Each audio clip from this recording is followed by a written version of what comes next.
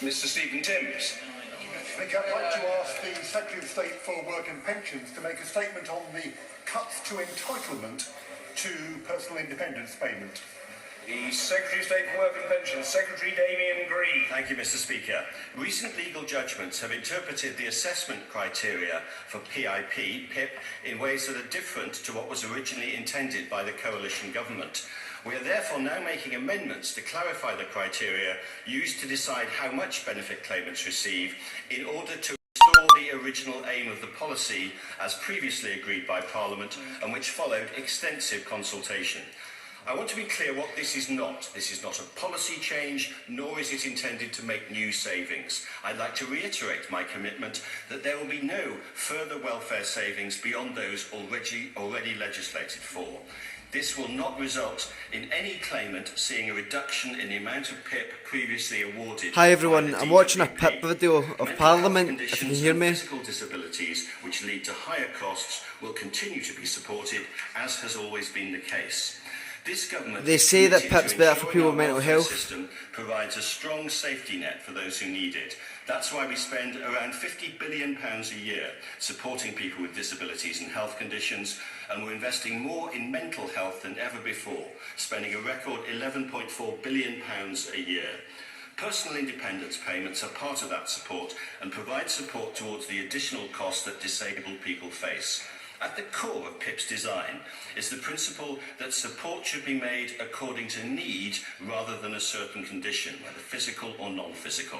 It's also designed to focus more support on those who are likely to have higher costs associated with their disability. PIP works better than DLA for those with mental health conditions. For example, there are more people with mental health conditions receiving the higher rates of PIP than under the old DLA system. So this is about restoring the original intention of the benefit, which has been expanded by the legal judgments. It's entirely appropriate for the government to act to restore clarity to the law, as governments have done before and will no doubt continue to do in the future. Stephen Timms. Thank you, Mr. Speaker. A written statement published without warning on Thursday, ministers announced the cuts the Secretary of State has just been referring to, and that it'll take effect in 2 weeks' time. Over the weekend, another minister said this was to stop the payment of benefit to people, and I quote, taking pills at home who suffer from anxiety. Why, Mr. Speaker, is so little notice being given with no opportunity at all for parliamentary scrutiny of these substantial cuts? Will the Minister confirm, as stated in the impact assessment published with the regulation, that people suffering from schizophrenia, learning disability, autism and dementia will be among the worst affected by these cuts? And Mr. Speaker, the cut is being achieved by taking benefit away from people whose mobility impairments are the result of psychological distress. They will no longer be entitled to benefit, according to the wording of the regulation. Doesn't that directly contradict the Prime Minister's commitment to treat mental health on a par with physical health?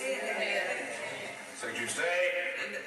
I thought every part of that question was based in error, if I may say. Nobody is losing money from what they were originally awarded by the DWP, so that part of the Right Honourable Gentleman's question is simply factually incorrect. Far from being slipped out, actually, we in the department made a huge effort to let people know this was happening. I personally left a message for the Shadow Secretary of State. I spoke to the chairman of the Select Committee. I know my honourable friend, the Minister for Disabled People, spoke to a number of colleagues. So the idea that this was slipped out is simply ridiculous.